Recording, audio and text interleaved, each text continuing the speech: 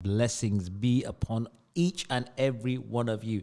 Yes, I am back again with the Community Takeover show, coming to you live and direct from the heart of Leicester City on 87.9 FM. It is, of course, the one, the only Ramadan Radio. Folks, how are you? I'm so excited to be back again for a second installment, a second exciting installment of the Community Takeover show. And today I've got a fantastic show for you all. But before we begin, we must say all praise belongs exclusively to Allah subhanahu wa ta'ala, our creator, our sustainer, our nourisher, our cherisher. And we send countless, endless salutations and greetings upon the best of mankind. He is the most perfect creation. That is, of course, Muhammad Mustafa Rasulullah sallallahu alayhi wa sallam. Okay, so it's Saturday, 24th of April, 2021. It is the 12th of Ramadan or the 11th of Ramadan, depending on when you started. And we're about 40% of the way through the month, and it is flying past. It is absolutely zooming. No pun intended. I know we do a lot of Zoom calls, Akil, so we're zooming now. We're zooming. But that means we are about just under 3 weeks away from Eid. So all you youngsters, don't start getting excited just yet. Give it a bit of time. But, very, very soon, inshallah, you can start making your Eid plans. So yeah, I hope everything's going well. For me, it's been a busy, busy week. Work, kids, home, Ramadan Radio, always doing your head in. It's all good. But listen, these are the numbers that you need for today's program. So it's 077 488 55055. Please drop us a text. I'd love to hear from you if you've got a question for our guests. And I'm about to introduce them very, very soon. Or you can call us into the studio on 0116 4822 086. So if you didn't join us last week, first of all, where were you? Why didn't you join us? Come on, people, sort it out. But if you did, you will know that we're doing a series of community takeover shows. And what we mean by that is we are throwing a spotlight on some of the diverse communities within Leicester and Leicestershire, just so we can get a bit more of an understanding around what's going on in those communities. And, it's really important for us to learn more about each other, embrace more about each other, and, sort of try and create a bit more engagement. So it's a light-hearted look at communities. We're talking about, what's good about the communities, what frustrates you, what makes you proud to be from that community, and you are from that community if. So that's the question. Now, I got a bit of a triple whammy for you today, folks. So we've got some super sisters lined up today. We have the first guest is Gina Samuel Richards. Now, Gina is the first Black Afro-Caribbean elected Deputy Vice President for the Leicestershire Law Society. Yes, big up, Gina. Amazing, mashallah. Mubarak on that significant historic achievement. That is absolutely amazing. Our second guest is Gina Samuel Richards is from the Jamaican community, Afro-Caribbean community. Our second guest is Sister Fatimah Wobi, who is from the Nigerian community. So really, really excited to learn more about the Nigerian community. And we have, last but not least, Sister Sarah Diawara, who is from the English community. So we got a real pick and mix bag for you folks, and it's going to be absolutely brilliant, and I can't wait. So first of all, sisters, assalamu alaikum wa rahmatullahi wa barakatuh. Welcome to Ramadan FM. Wa alaikum salam wa rahmatullahi wa barakatuh. Thank you so much for joining us this afternoon. I'm really, really grateful for your time. I know Ramadan must be super busy, especially for the sisters with all the work and the shopping and looking after the house and all that good stuff that you're going to say. I'm really, really grateful. Thank you so much. I know, Fatima, you have to rush off at 12:30. Is that right? Just a little bit before that. Okay, that's okay. No problem. So shall we start with you, Fatima? So you hail from the Nigerian community. That's your background. Amazing. I mean, Nigeria is the most populous country in Africa. It's situated in West Africa. There's a population of about 206 million. So it's like, 3-4 times the size of the UK. So that's a lot of people. If I'm right in saying there's about 250 ethnic groups that make up the country, and it's about 500 distinct languages. We thought Leicester had a lot of languages, but that's nothing compared to Nigeria. And it's a majority Muslim Christian population, which kind of, they're the two dominant religious groups within the country. So welcome to the program, Fatima. First of all, how is your Ramadan going? Ramadan's going really well, considering this might be the second or the final lockdown Ramadan. Inshallah. It's kind of bittersweet. Yes. We're in the groove for lockdown Ramadans now. We've got into a bit of a habit, so I'm really enjoying this Ramadan. And as usual, we never want it to end, but I think the ending of this one will be quite special with the restrictions lifting. Inshallah. So tell us, what's it like? Because many of our listeners won't know or won't understand much about the Nigerian community, apart from the sort of the stereotypes that we see, and all the sort of the memes and the videos that go around on social media. But give us an insight into what it's like coming from that community. I think first off, I think it was really good for you to mention the fact that Nigeria is such a big country with over 370 tribes now, unique tribes with different languages as well. Over 500 unique different languages, not just dialects, but actual languages. So when we talk about the Nigerian community, we're talking about a lot of different people, different cultures, different foods. And it's just beautiful to be able to say that I'm a part of a very, very large group. But I think the stereotypes that we hear about Nigerians often aren't so positive. But I think the positive ones that we do know about, which I can reaffirm, is the fact that we're a very positive-willed people. We have a spirit for, getting on with things and always looking on the bright side of things. And I think it comes out in our culture a lot. So we enjoy welcoming one another to, whether it's having iftars together. We also like the communal value that we get when we have iftars together. It's a very family-oriented culture as well. So, I'll be there with my parents, but if we know a Nigerian family, they automatically become your family, and then they'll also be able to join you in iftar, and you earn aunties as you grow up. I'm sure that's the same in other cultures as well. So we're very hospitable, I'd say, and Ramadan is just a perfect month where we're able to really get together and reflect and enjoy the experience. Now, being Nigerian in the UK is obviously a lot different from being Nigerian in Nigeria. So the UK experience, I suppose, we always try to band together and, look out for each other and really try to, if we have children, try to, really get them together, and so that they know their culture and they know these cultural values and they can embody those values growing up as well, and knowing that these are all values that are Islamic too. So, Ramadan's really great. Time for family. We have amazing food anyway, and in Ramadan there are a few that certain cultures have. So I'm from the northeastern region of Nigeria, and we have a few set foods that we have to break our fast with. But on the whole, give us an example. Yeah, so we have something that is roughly translated as a black-eyed bean cake, which we call kose. So kose is actually blended, and I compare it mostly to bhajia. So if you blend the black-eyed beans with onions, with Scotch bonnet pepper, the really hot pepper, and sometimes a bit of a red bell pepper as well, and you blend that and you fry that, it turns out to be like a little bhajia that we have. We also have what people call a pap, which is known as kunu. So that's made with millet and yogurt, or you can have one that's got a tamarind base as well. So we kind of have those two to break our fast because they're nice and light and warm as well. Having something soupy or porridgey is usually quite nice to break our fast with.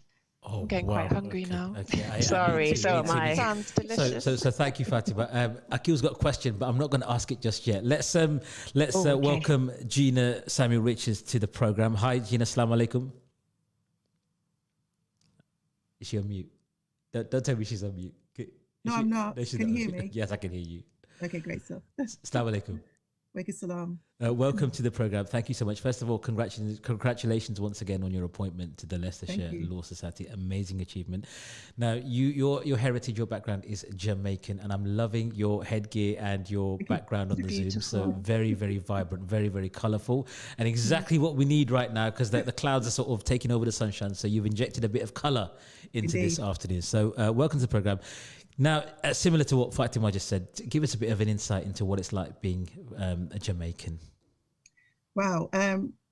Being Jamaican, it's, as you see, it's quite a vibrant affair. We're quite naturally a loud and happy people, but very much like Nigerians as well. We're very much striving people as well. So, Jamaicans abroad, out of Jamaica, have got a reputation of being quite tenacious and, working 2, 3, 4 jobs and, striving to move their way up the social ladder as well. I mean, for example, coming to the UK, I'm sort of essentially first generation immigrants, if you like. My grandmother and my mother both are immigrants to the country, coming over as, you know, ex sort of British citizens of what they would have been when leaving Jamaica, because Jamaica still would have been part of the British protectorate, if you like. But, you know, they worked really hard. My grandmother worked in mental health for many years. My mother did the same, but she moved up to the management levels.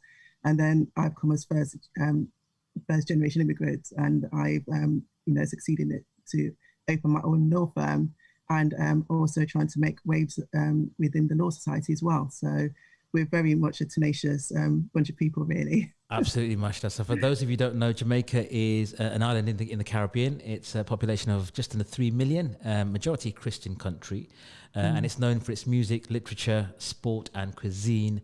And the other language spoken in Jamaica is what is known as Jamaican Patois. Is that right? Yeah, Patois is sort of the known dialect, obviously, because it was under British rule for 400 or so years. British or English is the main language there, but there are other languages that's spoken there as well, but they are dying out. So because there was a strong German sort of population in the villages, they speak a dialect of German, but that's now dying out. We had a number of Moors who escaped slavery, so their language were sort of persisted for quite a long time, but now they're also dying out. So it's a bit of a shame, actually, because, you know, Jamaica comes across as a very ex-colonial country in the sense that everything's very UK-centric. And a lot of our ideals and cultures that we brought over from Africa have actually been lost now. And not just been lost to the UK, actually, it's been lost to a lot of Americanism as well. Okay, thank you for that, Gina. We'll come back to you again shortly. The numbers, folks, that you need if you want to ask any of our wonderful guests a question is 077 488 55055. That's a WhatsApp text number, or give us a call in the studio on 0116 482 2086. And last but not least, our third sister is Sister Sara Diawara. Assalamu alaikum, Sarah. Wa alaikum salam wa rahmatullahi wa barakatuh. Welcome to the program, and thank you so much for joining us. How are you? You're welcome. I'm good, thanks. How are you? Alhamdulillah, everything is going well. 12 days in, and I'm still surviving. So, Sarah, tell us a bit about your background and which community you're from, please. Okay, so I'm English, not originally from Leicester. I'm originally from Suffolk. I'm a Suffolk girl, grew up in a little village. So my experiences are quite different from perhaps the English people that have grown up in a city. And yeah, that's about it. I reverted in 1993, quite a while ago, and we made Hijra to Leicester in 2006, pretty much for our children, really, because it's a nice area, where a little town that I grew up in, nice people, but very exclusive in terms of cultures. So being a teenager is hard enough as it is, but being in sort of my children are mixed race. I'm married to a West African, a Malian, so that prompted us to move to Leicester, and I've just been blown away. I think Leicester is one of the best places ever, really. Yes. Alhamdulillah, just very pleased to live here. Big up Leicester. Yeah, City of Champions, as I like to refer to ourselves. So yeah, well, welcome to Leicester. I'm so glad that you've made Leicester your home. And I know Sister Fatima's got to rush off in a bit, so we'll come back to her. So tell us a bit. So the question to you, Fatima, is, you know you're Nigerian if, or you know you're Nigerian when? You know you're Nigerian if you're never afraid to express your opinion in such a vocal way with facial expressions. Okay. That's a long one. Can you give us an example? It's not even words that a lot of Nigerians use. I just feel like Nigerians are generally opinionated on anything and everything. Really? And obviously in certain situations that can be really helpful, and others less helpful. But I like the fact that Nigerians aren't afraid to speak their mind. And as we saw last year, there's so many things that are happening in Nigeria that Nigerians around the world really lent their voices to such causes. So it can be a force figured. It's not always a force for falling for difficulty. Okay, great. So we touched upon sort of languages in Jamaica where we spoke to Gina. Do you speak any other languages sort of native to Nigeria? So where I'm from, the language spoken and the tribe's name is Kanuri, but I don't actually speak Kanuri. My parents do. I speak one of the more the more mainstream languages, which is Hausa. So Nigeria has a few key tribal languages that are spoken across the country, and Hausa is one of them. Yoruba is another, Igbo, depending on the ones that our listeners might have already heard. So I speak Hausa. Okay, and can you say something in Hausa to our listeners? I can say Inawuni, which is how's your day, or how's the day going, and Asharwa Lafia, which is I hope you have a nice iftar. Okay, I hope so too, yes. So let's go back to that question then. Speaking of iftar, Akil, our producer in the studio, would like to know about jollof. So we're talking Ghanaian versus Nigerian. I mean, this is the big debate right now. Yeah, forget everything else. Or Malian. Okay, so Sister Sarah's going to throw a little spanner in the works. Malian. What do you say to that, Fatima? What I say, my diplomatic answer is jollof originates from West Africa, and West Africans moved around. We want.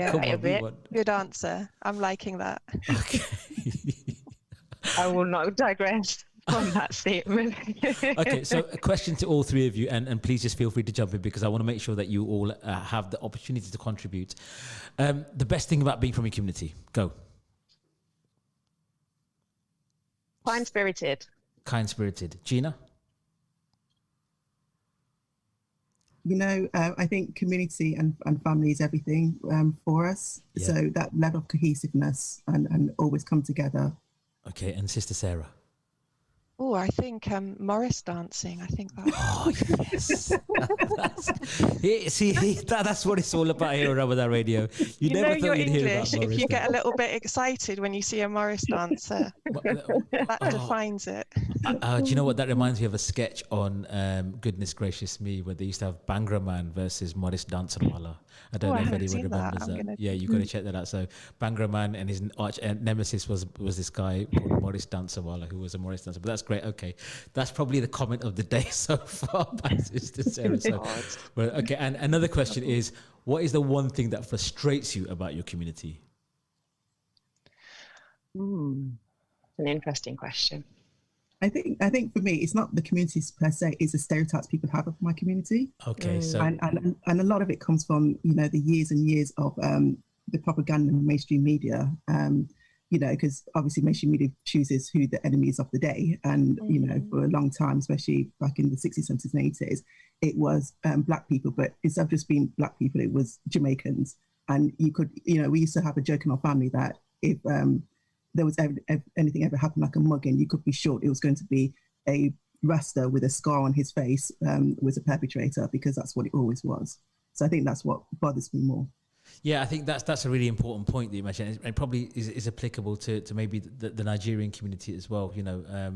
There's all these things about sort of fake Nigerian princes who are trying to scam people, and then with Jamaicans, the most obvious one is it's Bob Marley and smoking marijuana and all those sorts of things. So yeah, I think that's really important to point out, and I think that inhibits those communities in terms of allowing them to then develop beyond that identity or develop beyond those stereotypes. Would you agree? Yes. Yeah. And I think it doesn't really allow you to say that you're anything more, like you've mentioned. So I feel like if you have a perception of Nigerians or Jamaicans or any other culture, you've already set that in stone in your mind. So that's what you expect. So you're less likely to be able to receive new information from those communities. Yeah. It's part of our psychology, isn't it? We look for the quick way. We don't give time to actually make our own responses. We're kind of situated in that narrative, whatever those narratives can be, and they're pretty much every community has a narrative about another community in a way, if that makes sense. So it's just stepping out of our space where we are and just having an open mind, I think. Okay, that's a really important point you made there. So as a revert yourself, what has been the reaction to sort of, you know, coming from rural Suffolk? Has there been a reaction, and what kind of reaction have you experienced when people learn that you are a Muslim? Do you mean Muslims or non-Muslims? So I suppose from you know the traditional background that you come from, which I'm guessing is predominantly Christian religious background. Uh-huh. What has been, you know, I mean, obviously there are Muslim stereotypes in the mainstream media right now. Have you experienced a reaction, or, you know, a surprising reaction to when being part of that community? I suppose I'm not being very clear. So being part of that community, what has been your observations rather than your reactions? So in terms of reactions from my own community, in terms of growing up in a Christian white area, it's been really open. My family have been really open about it, and my friends and everything. But that was 1993. There's a big difference about what was going on there. In terms of when I meet Muslims, I think other Muslims, there are some stereotypes about reverts, and yeah. So okay, that's great. So we've got a few minutes before we go into the break. I want to come back to Sister Fatimah, if I may. Is there a big Nigerian, or do you know of a big Nigerian community here in the East Midlands? And what's the makeup of that? I mean, we know that Nigerians are predominantly Christian or Muslim. Okay, you can stay a bit longer. That's great, fantastic. What is there a, you know? I'm guessing it's quite a smallish community here in the East Midlands. Yeah, it's growing. It's ever growing. So I'd say, in terms of Nigerian Muslims, the tribal area that I'm from, or the northern part of Nigeria, Nigerians from that area, aren't as settled in the UK as southern Nigerians, and that's just historical. And a lot of northern Nigerians traditionally came to study and return home. A lot of southern Nigerian Muslims ended up staying, and that's just being really broad, being really descriptive. So as a consequence, we're far more spread out in terms of northern Nigerians. But in the East Midlands, I say Leicester has a strong and active Nigerian community, which I'm just as proud as being a part of. Even though we're from different areas in Nigeria, I feel like the Islam is the uniting factor. So Leicester is quite strong, and it draws people from as far as the West Midlands even to come to Leicester sometimes to attend events and attend retreats. So it's a very active community. They really do look out for each other as well. When people are sick, they'll rally around and make dua for you, not even knowing who you are, but there's a real communal spirit. So I think Leicester has quite a sizable community and ever growing. Okay, thank you. And Gina, before we go to the break, I'd like to ask you, coming from an island like Jamaica, and I'm assuming that you've been back many times, what's been the reaction from the Jamaican family members or community when they learned that you reverted to Islam? Actually, again, my family was quite open with these things. I think, you know, there's the usual concern because my family's a Christian by background, and they just want to make sure that, you know, I'm doing the right thing for the right reasons. But they're quite open. They're quite accepting of my Islamic faith, and you know, meals were catered for accordingly. So even when I go to Jamaica now, or previously when you know, sort of the children, I would bless the goats before it was, you know, slaughtered in a proper Islamic way, so that my children could eat, you know, and things like that. So they're quite accommodating of us. And you know, Jamaica's got roughly about a 5,000 population, Muslim population. And in the area that we're from Portland, there's quite a concentration of them just in the neighbouring villages and towns. So we'd even have people who would kindly bring my children meat from the neighbouring town, you know, so that they could, again, if they wanted to have meat, they could do so. And I say my children because I don't eat meat at all. So, but yeah, I mean, Jamaicans are very religious, but they're very open to anybody who believes in one God, really. So we've not really had any issues over there at all. Maybe more interest than anything else. Wow, so interesting. Folks, you're listening to Ramadan Radio on 87.9 FM. We have three amazing sisters with us. We have Gina Samuel Richards, Deputy Vice President of the Leicestershire Law Society, Sister Fatimah Wobi, and Sister Sarah Diawara, all talking about what it means to be from their respective communities. And those communities are Jamaican, Nigerian, and English. Before we go to the break, let me just give you the numbers. It's 077 488 55055, 077 488 55055. The text has been really, really quiet today. I'm surprised because we had a lot of interest last week when we had the Gujarati community on. Probably, maybe that's why. But yeah, I would really love to hear from you and maybe pose some questions to our esteemed panel this afternoon. So we're going to take a short break now, but whatever you do, just stay locked into Ramadan Radio 87.9 FM. We'll be back after this short break, so stay tuned. Assalamu alaikum wa rahmatullahi wa barakatuh.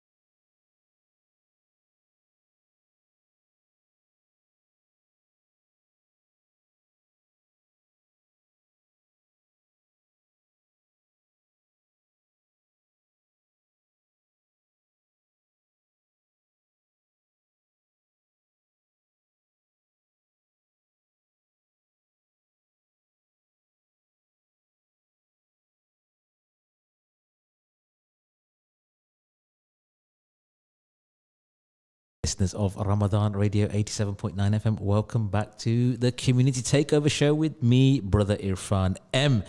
And on our Community Takeover, we have got a triple whammy of Jamaican, Nigerian, and English. Yes, don't say I don't do anything for you folks.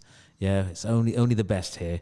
Strictly classics we deal with here. So, not messing about. So we've got Sister Gina Samuel Richards, Sister Fatimah Wobi, and Sister Sarah Diawara all talking about what it means to them to come from their communities, hail from their communities. And we've had some really fantastic stuff. And for the next, 25 minutes or so, we are going to delve a little bit deeper into those communities and learn a bit more so we can understand next time we come across a Nigerian Muslim brother or sister, a Jamaican Muslim brother or sister, or an English Muslim brother or sister. Now, the numbers that you need to know if you want to take part, and I hope you want to take part because, hey, this is what we're here for. It's 077 488 55055. And the studio line is 0116 4822086. Let's give Akil something to do. We've got something. All right, here's a good question for you, ladies. Can I ask the sisters? What is it? Which question are we looking at? Akil, okay. What does Eid look like for each of the ladies in terms of your culture? So let's kick off with Fatimah. So Eid for our culture, again, a family affair. I suppose in the UK, the day starts off with going to the Eid Salah. So Nigerians are very big on going Eid Salah, to Eid Salah. Women, children, everyone usually goes out to Eid prayers. Recently, last couple of years, we've been going out to the open Eid prayer in the park. And then coming home, usually have a nap before getting into the cooking after Dhuhr. And then a family comes in dribs and drabs probably around Asr time and stays till late. And also Nigerians who have become family also start coming in around Maghrib time till late. So usually that's what we have on the Eid day. Preparation-wise, we do have Eid clothes. We have traditional materials that we usually have sewn, and we wear that to the Eid Salah as well. A real festive affair with lots of food and lots of laughter. Amazing. Gina, over to you. I feel like I keep having to say very similar to Nigerians, and I think I need to say one thing is that Jamaica is predominantly settled by West Africans, and I did my own genealogy, and I kind of came back about 86% West African, 68% Nigerian. So fantastic! It makes sense that we just. But yeah, just the same. We tend to do Eid Salah in the park as well, and then we will get at somebody's house, and there will be a lot of cooking going on for the day, and a lot of our children just eating really, and bouncy castles and things like that, and it is the extended family and so forth that come over, and like Fatima, friends who have become family also attend as well. So it's quite a big affair really. It's usually 30 odd people, which is quite nice. Amazing. And Sister Sarah, have you introduced or adopted any other communities into your Eid rituals? Well, yeah, she's sitting right here actually. Gina sometimes is with us on Eid, and like the other sisters, we go to the prayer in the park, which is lovely. And we've kind of got the barbecue. Barbecue is kind of the Eid tradition in our family, whatever the weather. Just get the grill out. Just bang out the grill and just get it going. Yeah. Okay, great. So we're getting some engagement on the text now, which is fantastic. And this question has come in. Can I ask the sisters, does it feel like particular communities, for example, the South Asia community, does it feel like they have some kind of ownership over Islam in this country? And what can we do to create more unity within the Muslim community in Leicester? Now, that is heavy for a 12:40 in the afternoon. So Gina, I'd like to come to you first, please, if I may. No pressure. I'm not going to be diplomatic. I'm going to say yes. There does, when I became Muslim, give an example, Gina. You said yes.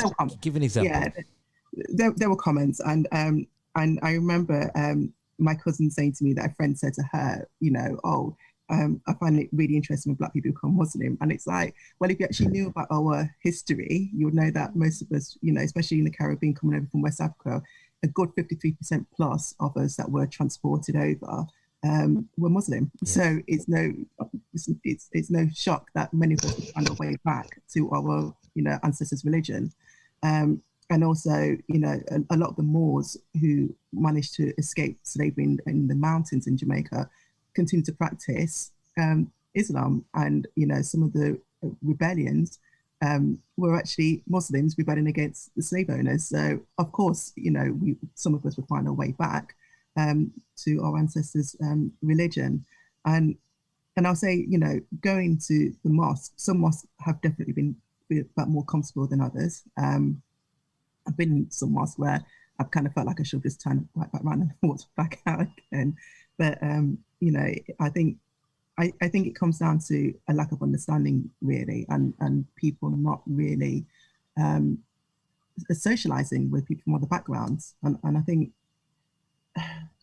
I kind of think that sometimes people take what is written too literal, in the sense that there is a thing that says, you know, you should marry your children to similar people. But I think similarity is meant to be about believing people and in faith and that sort of thing. So, for example, you know, my children are a mixed bag in their cultural heritage, but they're British, they're Black British, but there'll also be people from the Asian community who are Asian British. So they've got that Britishness in common. And yes, they may have touches of their culture from their ancestry, but they're British. So I would have my doors open to anybody that my children feel comfortable with to marry, you know. And I think we have to make an effort to actually befriend people from different communities so that we can learn from one another. That's a really important point, because I think sometimes some communities are very insular and closed off, and therefore there's no willingness or even an appetite to engage with people who look slightly different or might practice Islam in a slightly different way. So that, yeah, that's Fatimah, what do you think? I kind of echo what Gina was saying with regards to like the history of Islam in certain communities that are not from South Asian cultures or Middle Eastern cultures. So, for example, Islam came to Nigeria in the 11th century. So when I'm asked, oh, when did I become Muslim? It's almost it doesn't apply to me in the same way, because it's, you know, we have had Islam for a very, very long time. So I think just the general understanding that Islam has been around the world, literally, to different countries, and people then have their own cultural understandings based on those areas, as well as the cultural understandings based on practices in South Asia, and both are just as valid. So the same way that we can challenge one of those cultural understandings, we can also agree that they do exist and the differences do exist. But it's okay so long as Gina mentioned, we have commonalities, and our commonality is the fact that we do believe in Islam, we believe in Prophet ﷺ, we believe in following Islam to the best of our ability and being the best people that we can be based on his sunnah.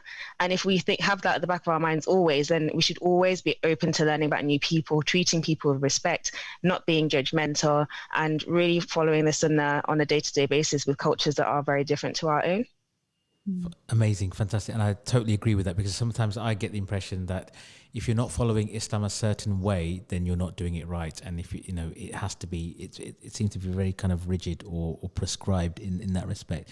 Let's ask Sister Sarah. I mean, I suppose for you, this is probably, you know, has probably been part of your struggle, if I'm right in assuming.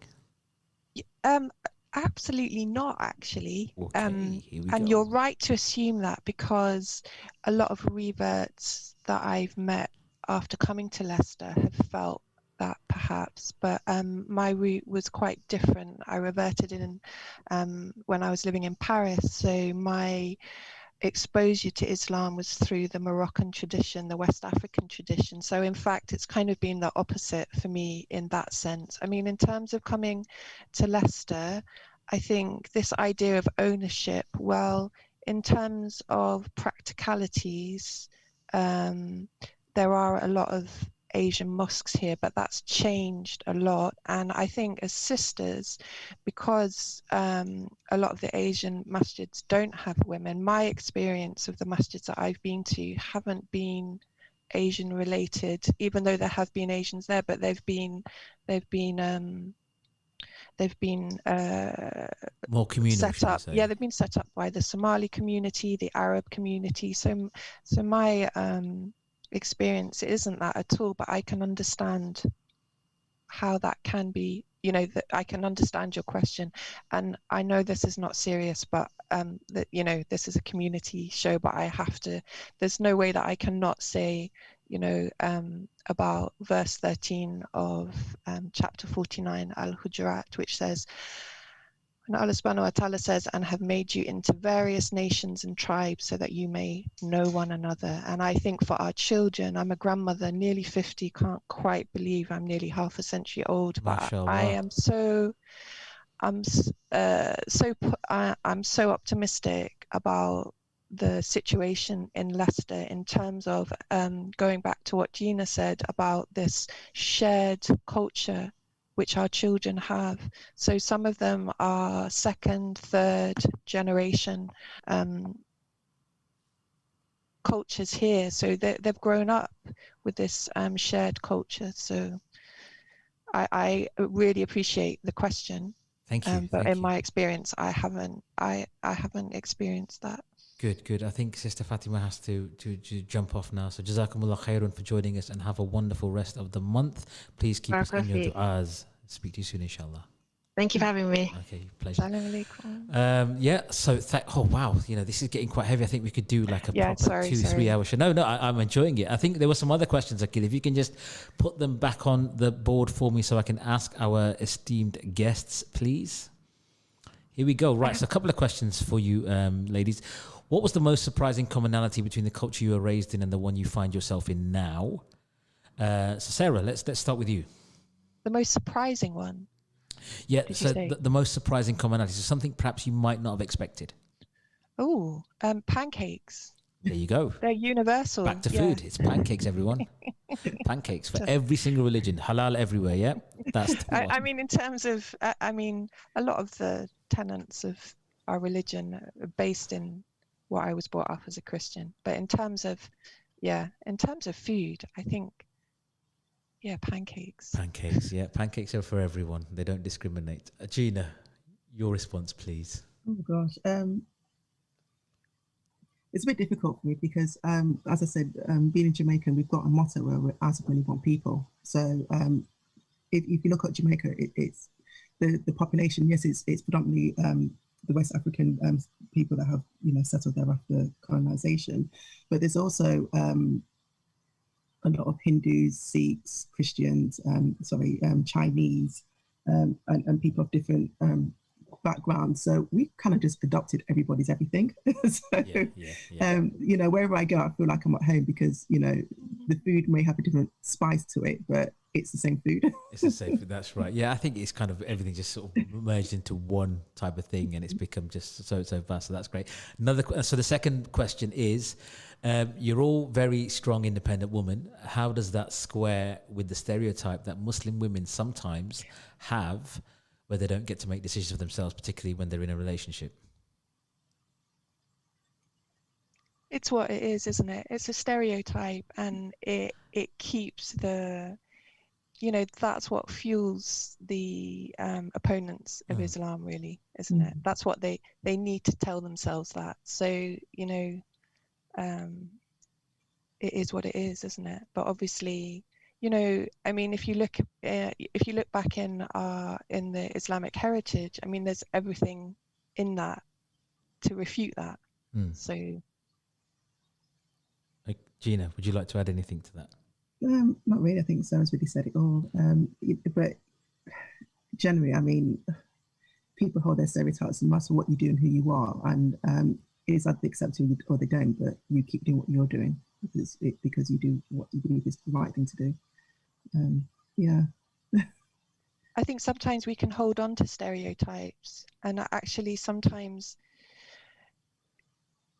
people will have stereotypes. That's part of our information processing, and from my psychological background, it's kind of, I've accepted that that's what people do because we don't have enough time in our lives to take things at face values. But I think it's when you let other people's stereotypes affect you, that's when it's a problem. Just be who you want to be, and that's it, really. Yeah. Okay. No, that's really interesting. Thank you so much for that. We've got another question. Before we come to that, I've got a text here saying, Assalamu alaikum, have just put on YouTube to see you looking very handsome, mashallah. So thank you, Brother Huzaifa, and hope you're feeling better, Brother Huzaifa. Yeah, so I just thought, get that in, bit of self-esteem, bit of self-love going on. Yeah, so yeah, I'm repping the Rahma Mercy t-shirt today. So don't forget to tune in later on this afternoon from 2 p.m. for the Rahma Mercy Pledge Day. We've got a few minutes left before we have to wrap up. If you've got any more questions for our sisters, Sister Gina and Sister Sarah, drop us a text on 077 488 55055. It has been absolutely fascinating listening, learning and hearing about these communities, because this is what it's all about. This is what Ramadan Radio stands for. It's about bringing people together, about understanding differences and embracing those differences to inshallah become a better community, a better Muslim community overall. So yes, thank you for that. So we have another question coming on the WhatsApp. So what are your opinions on, inverted commas, Ramadan Muslims, and do you have any advice to those who struggle to maintain Ramadan habits outside of the month? I think it's just about do your best, isn't it? Just do your best, because Allah subhanahu wa ta'ala, He loves the one who tries and do little things but often. It's all about, I think, creating small habits, and those small habits develop into bigger habits. So whoever you are, keep trying. Remember, don't lose faith and hope in Allah subhanahu wa ta'ala. He's the one who is all knowing, all seeing and all forgiving. So if you are struggling, don't feel down, don't be too hard on yourself, and just keep trying. And talk to your friends and your loved ones about how you can develop some of those good habits. And that's the whole thing about Muslims. It's a lifelong learning process. We never can say, yes, I'm perfect, I'm this, I'm that, and absolutely. And who are we to judge? Exactly. Who are we to judge? Exactly. I mean, what I would say is that like in terms of mindfulness, and the self-care, which is a real big subject in this difficult time in COVID, the prayer is just the most highest form of mindfulness. Yes. So and I would say fasting is really, really hard, and so people that are managing to do that fast, irrespective of what they may or may not be doing, fasting is not easy. It's and not. So, it is tough. It's quite grueling. I mean, I've seen on LinkedIn this week about non-Muslims supporting their Muslim colleagues by taking like solidarity fasts, and they've actually they've learned so much from that. But Gina, what would you like to say to this person who's texted in? Well, it's a matter of that hadith of holding on to the one rope, isn't it? I think he was a bandit who was robbing people, but wouldn't do something another, and the guy was questioning, well, how could you not do that? You're calling yourself a Muslim. But when they got to the Kaaba and they saw him holding on to the one rope at the Kaaba, crying to Allah subhanahu wa ta'ala. And I think it is that, isn't it? It's just finding that one thing that you can hold on to hold into your deen, and just keep building on it, really, and not being so hard on yourself, because this world is very hard, and this world is a test, and we need to just remember that. And as Sister Sarah was saying, being mindful and taking things in our stride, really. Okay, that's fantastic. So we're coming to the end of the program now. Sisters, Jazakumullah khairan to you both. Deeply grateful, and absolutely have loved speaking with you and asking you questions. I hope you've enjoyed it too. Very quickly, a final message to our listeners from both of you. So Sister Sarah, from you, please. May Allah subhanahu wa ta'ala make our Ramadan the most successful. Ameen. And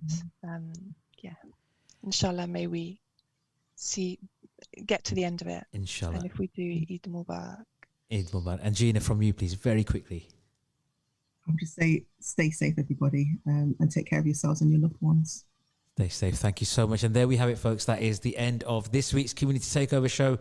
Make sure you join me next week, where we'll be delving into another community from the Leicester area. Thank you so much for your company today. I hope you've enjoyed it. I've loved it.